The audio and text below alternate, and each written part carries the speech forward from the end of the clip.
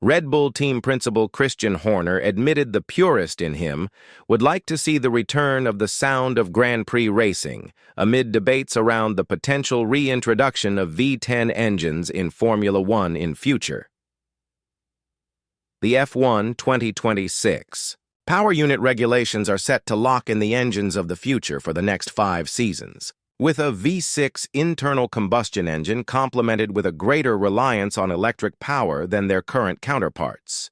FIA President Mohammed Ben Sulayem recently voiced his support for the return of a roaring V10 engine to Formula One while running on sustainable fuel, and PlanetF1.com subsequently learned a working group is set to be established to fully explore the possibility.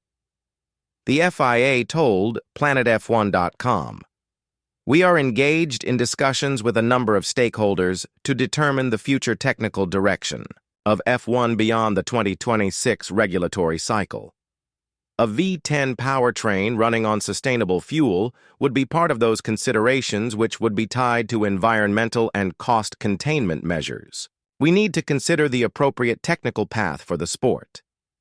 While we are fully focused on the introduction of the 2026 regulations and the prospect of the competitive racing they will bring, we also need to keep an eye on the future. The intention is to establish a working group whose brief it would be to explore all possibilities. Formula One has managed to attract 2 new power unit manufacturers to the sport in Audi and General Motors through its Cadillac brand, with the American marque set to produce their own engine from the 2028 season, and the sport having moved towards sustainable fuels alongside increased electrification of its power units.